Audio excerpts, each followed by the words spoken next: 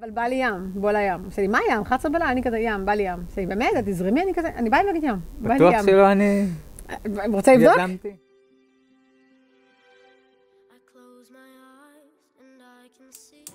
יש לקום ככה, כן. היה כיף משהו. לישון לבד סוף סוף. מוגלי שלי, אם היו אומרים לי בגיל 22 שאני צריך לחכות כמעט עד גיל 30 כדי למצוא את מה שאני מחפשת, לא הייתי מוכנה בכלל לשמוע.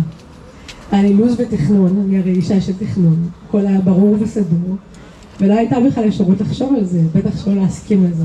אני חושבת שהייתי חייבת לעבור מסע עם עצמי כדי למצוא אותך, כדי להבין שמחכה לי משהו כל כך מדויק עבורי. במקום התארגנות הגיע בחור צעיר עם קוקו אחד, נמרץ, עם מצלמה, וישר מתחיל לטפל אותי. בואי, אני מחפש מקום עם אור טבעי, אני צריך משהו ירוק, תעזרי לבחור מקום לטבעות. אני באתי לעבודה, ואת היית שם, את באת לעבודה שלי. בכל זאת, אי אפשר לקחת לך את הצ'ארם הזה אישי, אתה בהחלט כובש. בסוף הערב של אותה חתונה, אני חיפשתי טרמפ למרכז, הצעת לעזור. אמרת שאתה מגיע עד ראשון לציון, אבל כשאמרתי שאני צריכה למודיעין, הצעת לי להתארח אצלך, ובבוקר לקחת אוטובוס משם. ולא צל של חגדק. שם הסתיימו דרכנו באותו ערב. עד שהחלטת למחרת, למצוא אותי בפייסבוק, ולשלוח לי הודעה. אני בדקתי, זה באמת אתה שלחת, למרות שהייתי בטוחה שאני זאת שלחתי. זה היה להגיד את הסטוץ, סליחה, זה היה לא רציני. זה היה קשר לא רציני. לא היה לי ספק עם כמות התהיות שלך. ים, בלילה, את פתוחה, במחקר, את תיכנסי למים, את פתוחה. זה היה באיזה 10 בלילה, לא יודעת. 11. התכתבנו? לא, ב-11 הגעת. נכון. ב-10 בלילה כזה התכתבנו בפייסבוק, ואז אמרתי לה, בא לי לשחות בים בלילה. לא נכון, מה? זה לא עשינו. זה הייתה עבורי מעין בריחה למציאות. קצת להתנתק מהחיים, התרגשתי כל פעם לבוא אליך. בכל זאת, לבוא לקרוון ביער או בים או בכל פעם מקום אחר זה לא דבר שגרתי.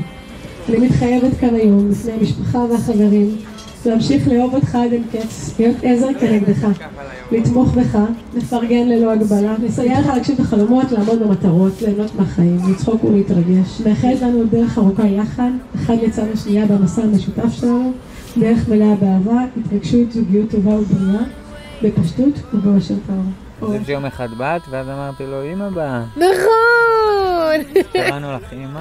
נכון, בכיתי לדעתי. כן, זה נורא רגש אותי. כששיתפתי את הוריי ברעיון המהפכני של לעבור לגור באוטו קרוון, אז המשפט הראשון שלי מה היה? אתם בטח כבר יודעים?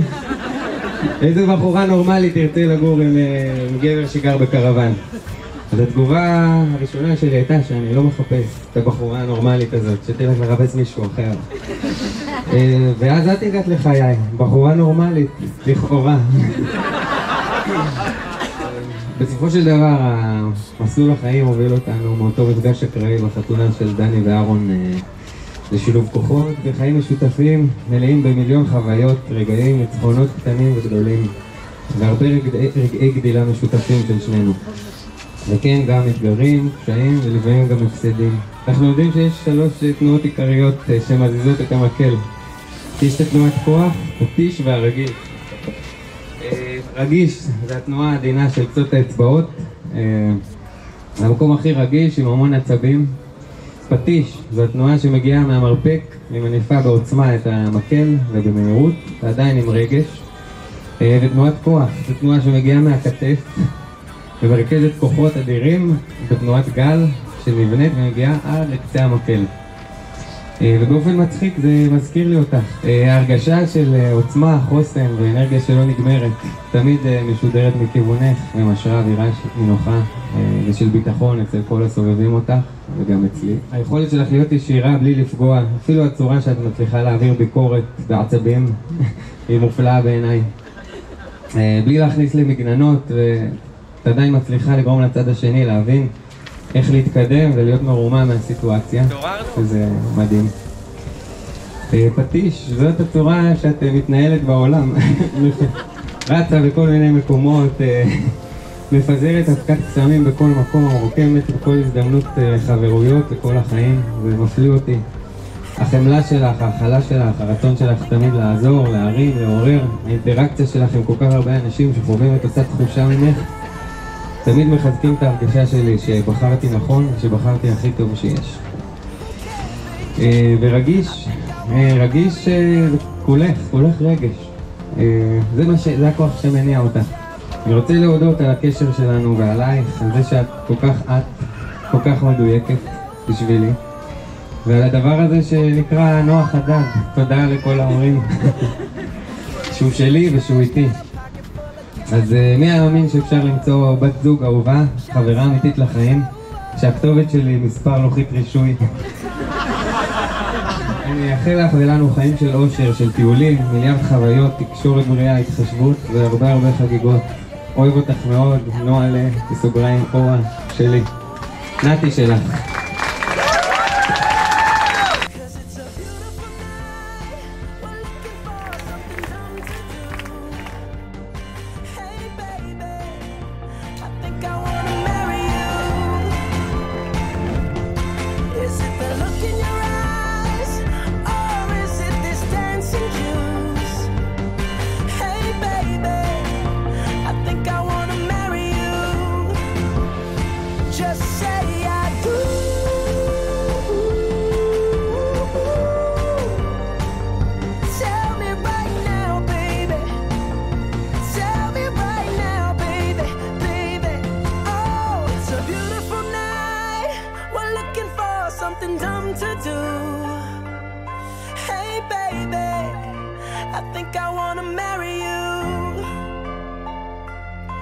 Is it the look in your eyes,